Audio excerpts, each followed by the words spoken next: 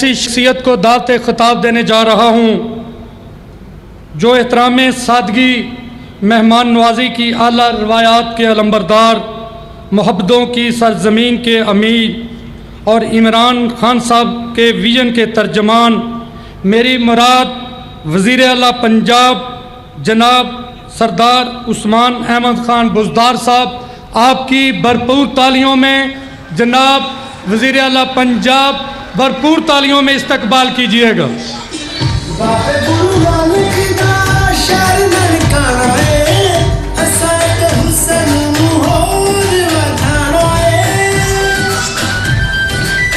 اعوذ باللہ من الشیطان الرجیم، بسم اللہ الرحمن الرحیم۔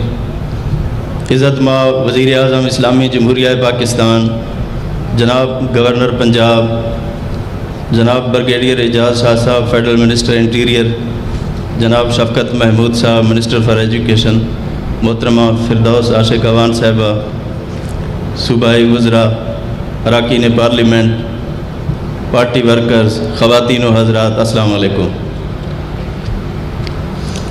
سب سے پہلے بابا گرو نانک کے نام سے قائم ہونے والی اس یونیورسٹی کی افتتاحی تقریب میں وزیر اعظم پاکستان کو شرکت کرنے اور ننکانہ آمد پر خوش آمدید کہتا ہوں۔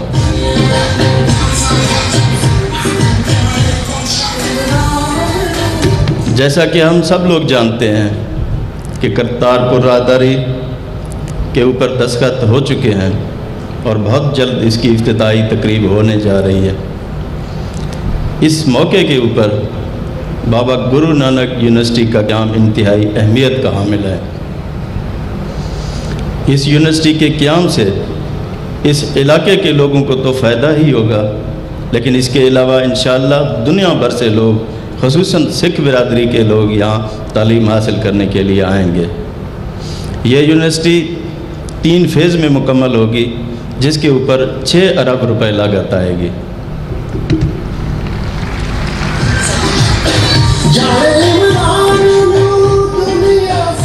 جیسا کہ ہم سب جانتے ہیں کہ تعلیم ہماری تحریک انصاف کی حکومت کا پہلا ایجنڈا ہے، اور یہ مجھے بتاتے ہوئے خوشی ہو رہی ہے کہ پنجاب حکومت نے اپنے 1 سال کے قلیل عرصہ میں پنجاب کے اندر 8 یونیورسٹیز اور 5 انسٹیٹیوٹ قائم کرنے کا فیصلہ کیا ہے،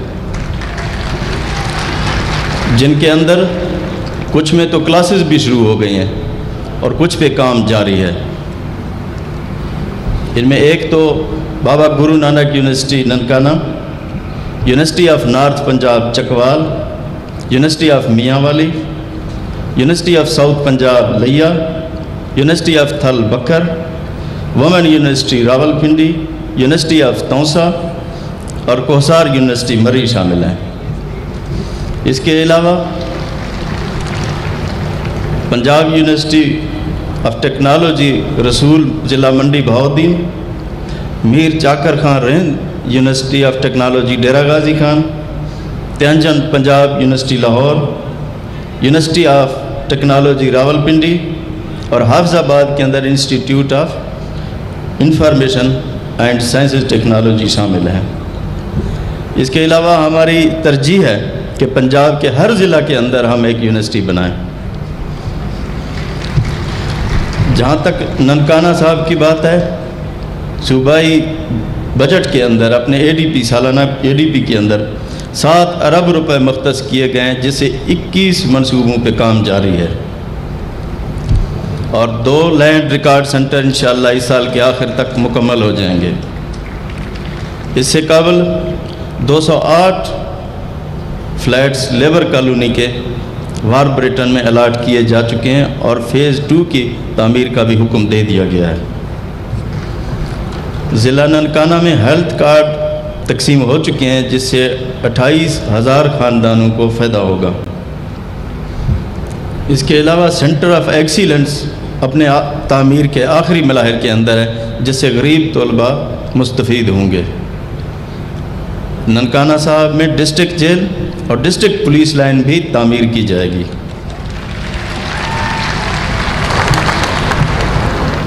تحریک انصاف کی حکومت میں اقلیتوں کو خصوصی اہمیت حاصل ہے۔ جس میں اقلیتوں کو ہم معاشی طور پر خوشحال، مذہبی طور پر آزاد اور سیاسی طور پر خود مختار دیکھنا چاہتے ہیں۔ حکومت پنجاب نے اپنے بجٹ میں 70 کروڑ روپے کی خطیر رقم اقلیتی بھائیوں کے لیے مختص کر دی ہے۔ جہاں تک مذہبی آزادی کی میں بات کروں تو یہ مجھے بتاتے ہوئے بہت خوشی ہوگی کہ پورے پاکستان میں، خصوصاً پنجاب میں، ان کو جو مذہبی آزادی حاصل ہے میرے خیال میں جنوبی ایشیا کے کسی ممالک میں حاصل نہیں ہے۔ انہی الفاظ کے ساتھ میں آپ سے اجازت چاہوں گا۔ بہت شکریہ۔ پاکستان پائندہ باد۔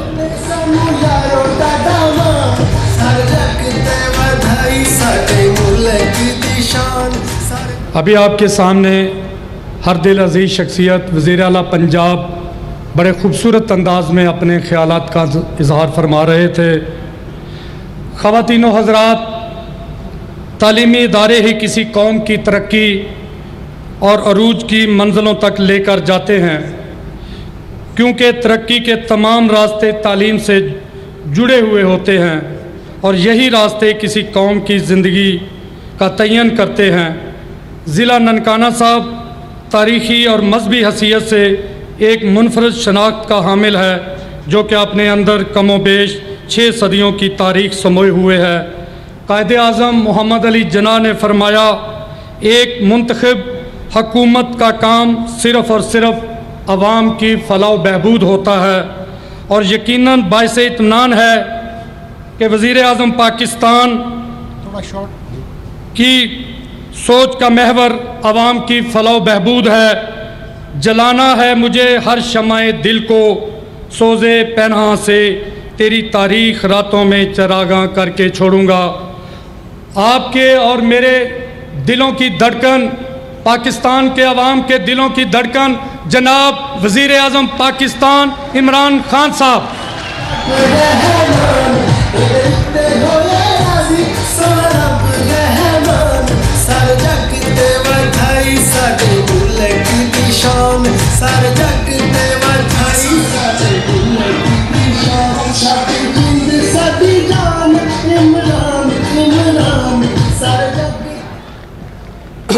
بسم اللہ الرحمن الرحیم۔ ایاک نعبد و ایاک نستعین۔ جناب عثمان بزدار صاحب، سی ایم پنجاب، میں آپ کو اور بریگیڈیئر اعجاز شاہ صاحب آپ کو خاص طور پہ آج مبارک دیتا ہوں۔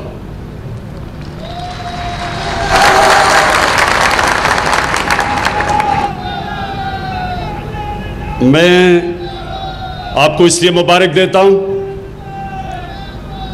کہ آپ نے گرو نانک کی جو 550ویں سالگرہ ہے اس کو سب سے بہترین طریقے سے اس کو آنر کیا آپ نے، تعلیمی ادارہ بنا کے۔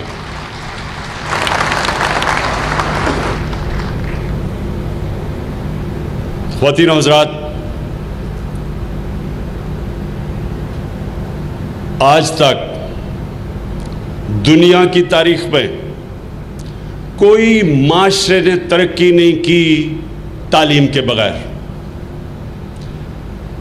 ہماری بڑی بدقسمتی کہ ہم ایک وقت پہ اس سارے خطے میں تعلیم میں آگے تھے، اور مجھے افسوس سے کہنا پڑتا ہے کہ کیونکہ ہم نے اس کو پرائرٹی نہیں دی۔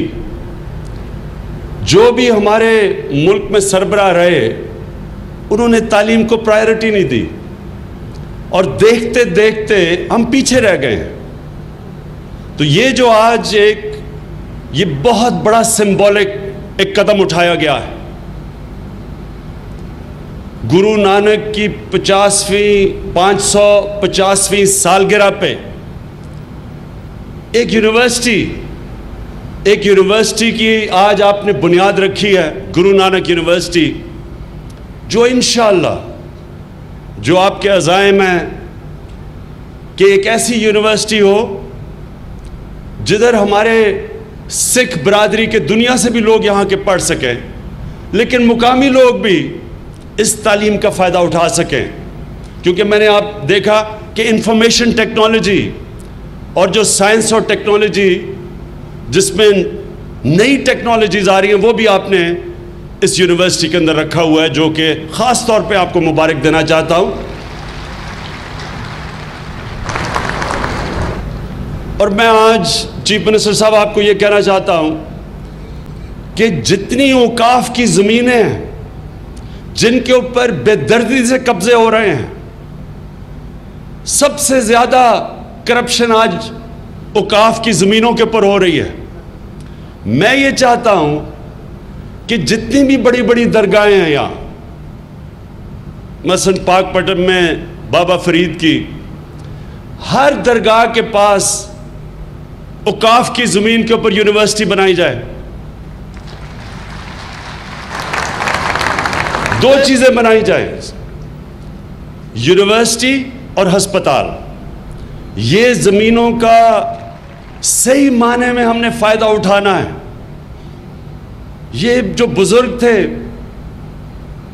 گرو نانک تھے اور جو ہمارے بزرگ تھے، جس طرح بابا فرید، جس طرح بلے شاہ، یہ سارے بزرگ انسانیت کے لیے آئے تھے. انہوں نے اپنی ساری زندگی انسانوں کے لیے گزاری تھی. داتا صاحب، میاں میر، یہ وہ لوگ تھے جو یہ اپنی زندگی کے مشن پہچانتے تھے کہ اللہ نے انسان کو دنیا میں بھیجا ایک ہی مقصد سے ہے، انسانیت کی خدمت کرنا. اور انہوں نے ساری زندگی انسانیوں کی خدمت کی. اس لیے آج کتنے 100 سال ہوئے یہ دنیا سے پردہ کر چکے ہیں، اس کے باوجود لوگ ان سے پیار کرتے ہیں. لوگ آج بھی ان کی درگاہوں پہ آتے ہیں، دعائیں کرتے ہیں. اور اللہ نے ہمیں قرآن میں کہا ہے کہ عزت صرف میرے ہاتھ میں ہے. یہ جو عزت ہے یہ اللہ کی طرف سے آتی ہے، اور اللہ سب سے زیادہ عزت تو اس انسان کو دیتا ہے جو انسانیت کی خدمت کرتا ہے. دنیا میں بڑے بڑے امیر لوگ آ چکے ہیں. دنیا کی تاریخ کسی امیر انسان کو یاد نہیں کرتی اس کے جانے کے بعد، بلکہ اس کے بچے بھی بھول جاتے ہیں اس کو. لیکن دنیا یاد کرتی ہے ان لوگوں کو جو انسانوں کی خدمت کرتے ہیں. اور ہمارے نبی صلی اللہ علیہ وسلم وہ ایک ہم سب کے لیے مثال ہیں کہ وہ جب اس دنیا سے گئے تو انہوں نے تو آخری بھی جو ان کے پاس پیسے تھے وہ بھی بانٹ کے چلے گئے. لیکن آج بھی دنیا ان کے لیے قربان ہونے کے لیے تیار ہے. آج آپ مدینہ جائیں، آپ کو پتہ چلے گا لوگ کتنا عشق کرتے ہیں. تو میں جب یہ سنتا ہوں، یہ ہمارے کئی مخالف کہتے ہیں کہ جی دیکھیں ہندوستان نے اگر کشمیر پہ جو ظلم کر رہا ہے اور انتہا کا ظلم کر رہا ہے، وہ کہتے ہیں جی آپ نے یہ کرتارپور کا کوریڈور کیوں کھولا ہوا ہے. میں ان سب کو یہ چیز بتانا چاہتا ہوں، کرتارپور سکھ برادری کا مدینہ ہے، ننکانہ ان کا مکہ ہے. چاہے ہمارے جتنے بھی تعلقات خراب ہوں، ہمیں کبھی ان لوگوں کو جو عشق کرتے ہیں گرو نانک سے، کبھی ہمیں ان کو روکنا نہیں چاہیے. ان کے لیے ہمیں راستہ دینا چاہیے. اگر سعودی عربیہ کی جس بھی ملک سے مخالفت ہو، کسی بھی مسلمان ملک سے، لیکن وہ ان کو مکہ اور مدینہ آنے سے نہیں روکتے. دوسری چیز کہ یہاں ایجوکیشن منسٹر بیٹھے ہیں، میں آج ان کو خراج تحسین پیش کرنا چاہتا ہوں کہ پہلی دفعہ پاکستان میں ہم نے یہ فیصلہ کیا ہے کہ جو مدرسے میں بچے پڑھتے ہیں یہ ہمارے بچے ہیں، اور ہم نے ان کو مین سٹریم کرنے کے لیے کہ دین کے علاوہ بھی اور ان کو سائنسز اور انجینئرنگ باقی ان کو ہم تعلیم دیں. ایک وقت پہ لوگوں کو یہ اس چیز کا علم نہیں. اگر آپ تاریخ اٹھا کے پڑھیں تو جو مدرسے تھے اس میں سب جایا پڑھتے تھے, یعنی سکھ بھی جاتے تھے, ہندو بھی جاتے تھے, مسیح برادری بھی جاتی تھی مدرسوں میں. کتاب پڑھیں, ایک بڑی زبردست کتاب ہے کہ جو مغل دور کا جو آخری وقت تھا 1815 کے ارد گرد جب کتاب لکھی, اس کے اوپر تبصرہ کیا گیا کہ جو 2 دلی کے بڑے مدرسے تھے, ساری دلی کی اشرفیہ ان 2 مدرسوں میں جا کے پڑھتی تھی, چاہے وہ ہندو, سکھ, مسیح برادری ہو, سب پڑھتے تھے وہاں جا کے. اس کا مطلب اس کا ایجوکیشن سٹینڈرڈ اتنا اونچا تھا کہ لوگ ادھر جا کے پڑھتے تھے بجائے دلی کالج جو انگریزوں کا تھا. تو ہم نے بھی اپنے مدرسوں کو بھی سٹریم لائن کرنا ہے, ہم نے اپنا تعلیم کا نظام ٹھیک کرنا ہے کہ یہ عجیب سا سسٹم بنا ہوا ہے پاکستان میں, ایک طرف انگلش میڈیم چھوٹی سی ایلیٹ کے لیے, ایک طرف اردو میڈیم اور ایک طرف تیسری طرف دینی مدرسے. کسی ملک میں 3 مختلف پیرالل سسٹم نہیں چلتے, اور یہ شفقت محمود آپ کی سب سے بڑی ذمہ داری ہے اور سب سے مشکل کام ہے کہ ایک سسٹم اس کو ایک طرف لے کے آئیں, ایک کورس سلیبس ہو, سب بچے پاکستان میں کورس سلیبس پڑھیں, اس کے علاوہ جو ایکسٹرا سبجیکٹس ہیں وہ رکھ سکتے ہیں, لیکن جو ایک سلیبس ساری قوم کے لیے ہو تاکہ ایک قوم نکلے, ایک قوم بنے ہم. 2 اور موضوع کے اوپر میں بات کرنا چاہتا ہوں آج اس تقریب کا فائدہ اٹھاتے ہوئے. ایک میں نے آج خبر پڑھی ہے کہ عدالت نے کہا ہے کہ ہماری گورنمنٹ سے, فیڈرل گورنمنٹ اور پروونشل گورنمنٹ سے پوچھا ہے کہ کیا آپ نواز شریف کی زندگی کی گارنٹی دے سکتے ہیں کل تک. میں تو اپنی زندگی کی بھی گارنٹی نہیں کل تک دے سکتا, تو میں اور کسی کی زندگی کی گارنٹی کیسے دوں.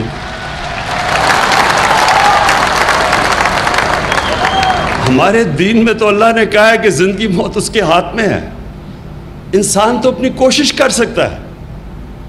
اور فیڈرل گورنمنٹ نے, خاص طور پہ پروونشل گورنمنٹ نے پوری اپنی کوشش کی ہے.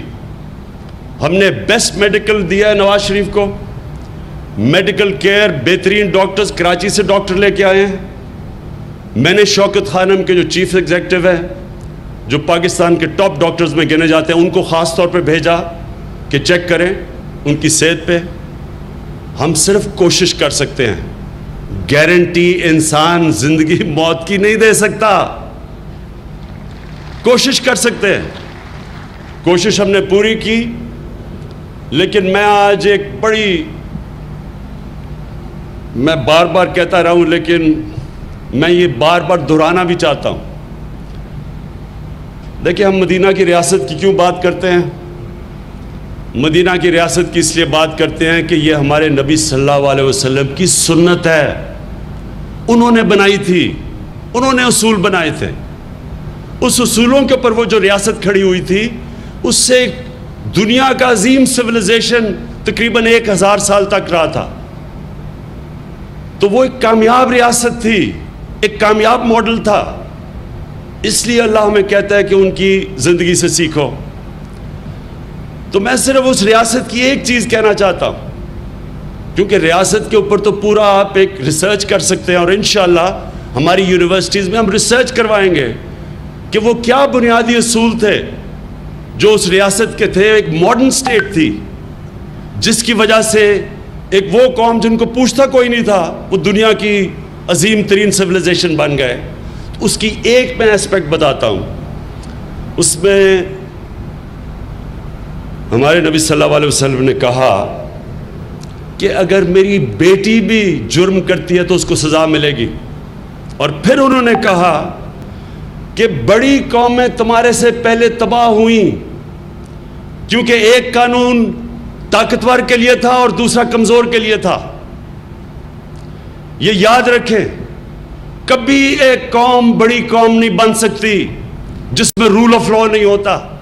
قانون کی بالادستی نہیں ہوتی، جس میں طاقتور اور کمزور ایک ہی طرح عدالت نہیں دیکھتی. یہ جو ہم ایک طبقاتی قانون پاکستان میں لے آئے ہیں، طاقتور کے لیے ایک VIP سسٹم بنا ہوا ہے، دوسروں کے لیے بنیادی ضروریات ہے، یہ سب سے بڑی وجہ ہے کہ اللہ کی برکت ہماری قوم پہ نہیں آتی. انسانیت کا نظام یہ کہتا ہے کہ انسانوں کو کی طرح دیکھو، اور یہ ہماری سب سے بڑی سٹرگل ہے. مدینہ کی ریاست پہلے دن میں نہیں بنی تھی، پہلے سال میں نہیں بنی تھی، ایک سٹرگل ہے، ایک جدوجہد کا نام ہے کہ یہ اصولوں کے اوپر وہ کھڑی ہوئی تھی، جس میں رول آف لا سب سے بڑا اصول تھا. اور کیونکہ ہماری یہاں سکھ برادری بیٹھی ہے، دوسرا اصول یہ تھا کہ سب انسان اللہ کی مخلوق ہے. رب العالمین تھا ہمارے نبی صلی اللہ علیہ وسلم بھی رحمت العالمین تھے.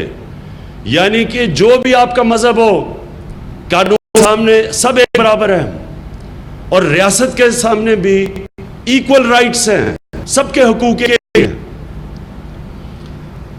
اور میں یہ چاہوں گا کہ ہم سارا یہ ملک اس طرف جائے، یہ قاتی نظام ختم کرے.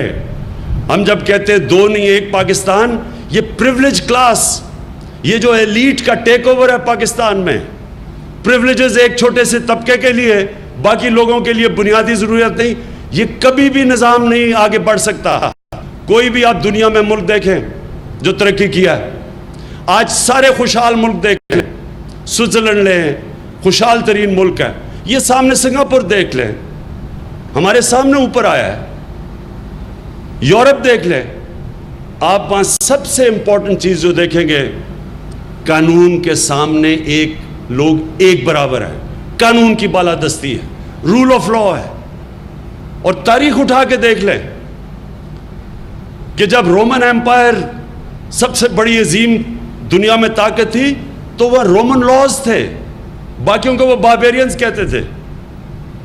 مسلمان جب مدینہ کی ریاست بنیاد بنا کے اٹھے تو مسلمانوں کا قانون دنیا میں مشہور تھا کہ ایک اقلیت ایک خلیفہ سے جیت جاتی ہے.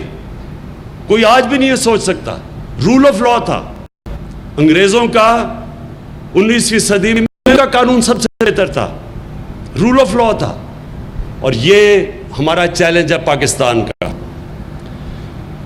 تیسرا اور آخری ایشو، آزادی مارچ.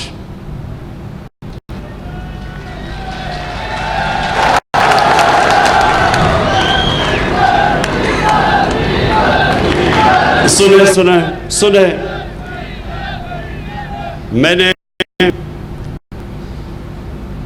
میں جب پہلے دن تقریر کی پرائم منسٹر ہوتے ہوئے تو میں پیشن گوئی کی، اور وہ مجھے کوئی اتنا عقل مند ہونے کی ضرورت نہیں تھی یہ پیشن گوئی کرنے پہ، کہ ایک وقت آئے گا سارا پاکستان کا کرپٹ، جو بھی ہمارا کرپٹ ایلیمنٹ ہے، یہ سب اکٹھے ہو جائیں گے.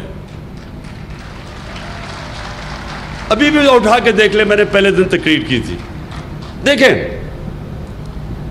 پہلے چارٹر آف ڈیموکریسی سائن کرو، آپس میں مکمکا کرو، مل کے ملک کو لوٹو، 4 گنا قرضہ ملک کا 10 سالوں میں بڑھا دو، 6,000 ارب سے 30,000 ارب پہ ملک کا قرضہ لے جاؤ. ہماری حکومت آئے تو پہلے سال میں جتنا ہم نے ٹیکس اکٹھا کیا، آدھا ٹیکس ان کے لیے ہوئے قرضوں کی قسطیں ادا کرنے میں چلا گیا. آدھا ٹیکس، یعنی جو پیسہ اکٹھا کیا آدھا، یہ جو انہوں نے 4 گنا زیادہ قرضہ بڑھایا، اس کی قسطیں ادا کرنے کے اوپر آدھا ہمارا سارا قرضہ چلا گیا، ہمارا ٹیکس کا ریونیو چلا گیا. تو ملک چلانے میں کدھر پیسہ رہنا تھا؟ اور ان سب کو پتا تھا کہ یہ ملک کو کنگال کر کے چھوڑ کے گئے ہیں. فسکل ڈیفیسٹ تاریخی، کرنٹ اکاؤنٹ ڈیفیسٹ تاریخی، PIA، ریلوے، سب کے اوپر تاریخی خسارے. تو اس کے بعد پہلے دن سے ہی شروع ہو گیا کہ جی حکومت فیل ہو گئی ہے. پہلے دن سے شور مچا دیا سب نے مل کے کہ حکومت فیل ہو گئی ہے. اور جب حکومت نے مشکلوں سے, اور میں آپ کو بتاؤں کہ ہم نے سب سے مشکل ہماری سٹرگل تھی کہ آج باہر کی دنیا, ADB, IMF سب کہہ رہے ہیں کہ پاکستان نے زبردست اصلاحات کی اور اکانومی کو سٹیبلائز کر دیا. سب کہہ رہے ہیں, یعنی مشکل ترین وقت گزارا ہم نے. اور اس سٹیج پہ پہنچے کہ ورلڈ بینک کی ابھی رپورٹ آئی ہے کہ دنیا میں 6 نمبر پہ, اور سب یہ برِ صغیر میں پاکستان نے نمبر 1 تھا جو سب سے زیادہ ترقی کی ایز آف ڈوئنگ بزنس میں. یعنی انویسٹروں کے لیے سب سے زیادہ جس نے ماحول اپنا ٹھیک کیا ہے وہ سارے برِ صغیر میں پاکستان ہے, اور دنیا میں نمبر 6 پہ. تو یہ آزادی مارچ کا مطلب کیا ہے, مقصد کیا ہے؟ میں آپ کو بتاتا ہوں مقصد کیا ہے. ان کا یہ مقصد نہیں کہ گورنمنٹ فیل ہو رہی ہے, ان کو خوف یہ ہے کہ گورنمنٹ کامیاب ہو رہی ہے. اور کبھی سنا ہے آپ نے آزادی مارچ آ رہی ہے جی پرائم منسٹر کا استعفیٰ لینے؟ چلے جی لے لیں, لیکن کس وجہ سے لینے آ رہے ہیں؟ وہ کہیں جا کے کہتے ہیں کہ جی انہوں نے یہ وجہ ہے کہ یہودی لابی ہے. کہیں جا کے واقعی یہ جا کے لوگوں کو کہتے ہیں کہ جی یہودی قبضہ کرنے لگے پاکستان پر. کہیں جا کے کہتے ہیں کہ یہ نبوس رسالت ہے. کہیں جا کے کہتے ہیں کہ یہ قائدیانی کو پتہ نہیں ان کے ساتھ مل گئے ہیں. اور پھر کہیں جا کے کہتے ہیں کہ جی یہ مہنگائی کی وجہ سے ہے. جناب اگر آپ صرف بیورو آف اسٹیٹسٹکس دیکھ لیں تو پہلا سال مہنگائی کا تحریک انصاف کا دیکھ لیں, پیپلز پارٹی کا پہلا سال دیکھ لیں, اور نون لیگ کا دیکھ لیں. سب سے کم مہنگائی تحریک انصاف کے پہلے سال میں ہوئی ہے. اصل میں یہ صرف اور صرف ایک چیز ہے. میں نے جو پہلے دن تقریر کی تھی, اپنی قوم سے خطاب کیا تھا, مسئلہ صرف ایک ہے. مسئلہ یہ ہے کہ ان سب کو پتہ ہے کہ انہوں نے جس طرح کی اس ملک کو لوٹا دونوں ہاتھوں سے, جو چیزیں ہمارے سامنے آتی جا رہی ہیں, ابھی تک تو کیسز ان کے دور کے بنے ہوئے ہیں, ابھی تک تو ہمارے دور کے کیسز نہیں بنے, لیکن ان سب کو خوف ہے کہ یہ 4 گنا ایک ملک کا قرضہ ایسے نہیں بڑھتا. یہ سب نے مل کے اس ملک کو لوٹا ہے. یہ اقامے کیا تھے؟ یہ اقامے جی کہتے جی صرف اقامہ تھا. اقامہ یہ ایک منی لانڈرنگ کا طریقہ تھا. کبھی ملک کا پرائم منسٹر بھی اقامہ لیتا ہے, دوسرے کسی ملک کا شہری بنتا ہے. کبھی ملک کا پرائم منسٹر کسی دوسرے ملک کی کمپنی کی ملازمت کبھی سنا کی ہے؟ وہ فورن منسٹر بھی ملازم, کوئی انٹیریئر منسٹر بھی دوسرے ملکوں کے ملازم, دوسرے ملک کے شہری بنے ہوئے ہیں. یہ طریقہ تھا یہاں سے پیسہ چوری کر کے لانڈر کر کے باہر لے کے جانے کا. کیونکہ جب آپ اقامہ لے لیتے ہیں تو ہم جب ریکارڈ مانگتے ہیں پاکستانیوں کا کہ جی بتائیں دبئی میں کتنا پیسہ پڑا ہے, سوئٹزرلینڈ میں, تو اگر ان کے پاس اقامہ ہو تو وہ ہمیں ریکارڈ نہیں ملتا. یہ وہاں کے شہری سمجھے جاتے ہیں, یہ پاکستانی شہری نہیں سمجھے جاتے.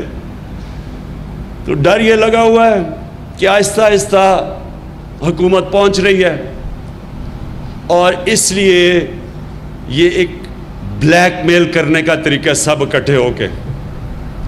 میں آج سب کو ایک پیغام دینا چاہتا ہوں, چاہے آپ سارے اکٹھے ہو کے یہ مارچ کریں, چاہے آپ نے جو مرضی اور بلیک میل کرنے کی طریقہ کرنا ہے, یہ آج میرے سے سن لیں کہ جب تک میں زندہ ہوں آپ کو NRO نہیں ملنے لگا.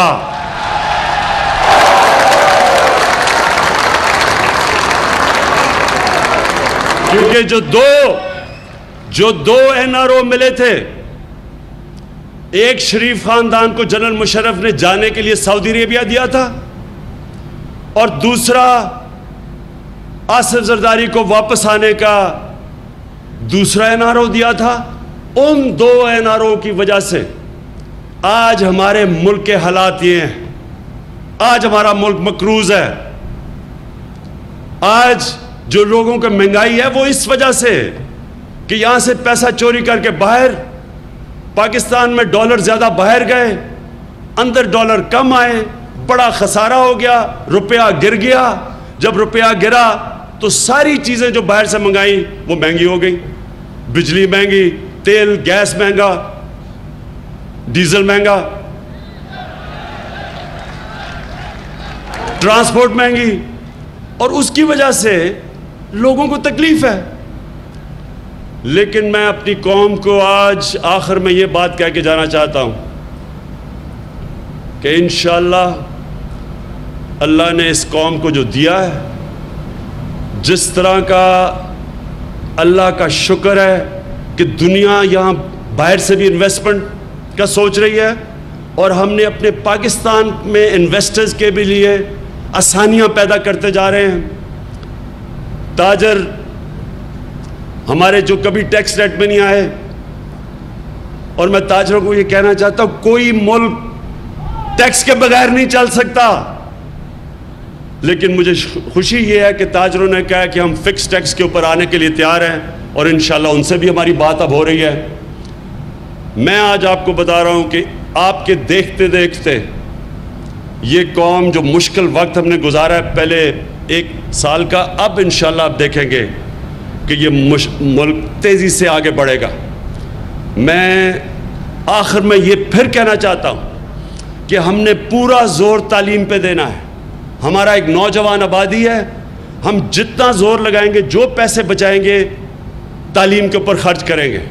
یہ جو ہم نے گرو نانک یونیورسٹی کی آج سٹون لائنگ کیا ہے, اس کے ساتھ ساتھ میں پھر یہ کہنا چاہتا ہوں کہ ہم نے یہ فیصلہ کیا ہے کہ جتنے بھی اوقاف کی زمینیں ہیں اور بڑی بڑی درگاہوں کے پاس ہیں, ہم ہر کے اوپر انشاءاللہ تعلیمی ادارے بنائیں گے, یونیورسٹیز بنائیں گے, تاکہ ہمارا نوجوان اس کے اوپر اس کو ہم ویلیو ایڈ کریں, اور پاکستان ایک نالج اکانومی بنے. کیونکہ جب تک ہم نالج اکانومی نہیں بنیں گے ہم دنیا کا مقابلہ نہیں کر سکیں گے. میں پھر سے آپ سب کا شکر گزار ہوں. بہت بہت شکریہ, اور پاکستان زندہ باد. یونیورسٹی کی سنگ بنیاد تقریب سے وزیر اعظم پاکستان عمران خان خطاب کر رہے تھے. انہوں نے کہا کہ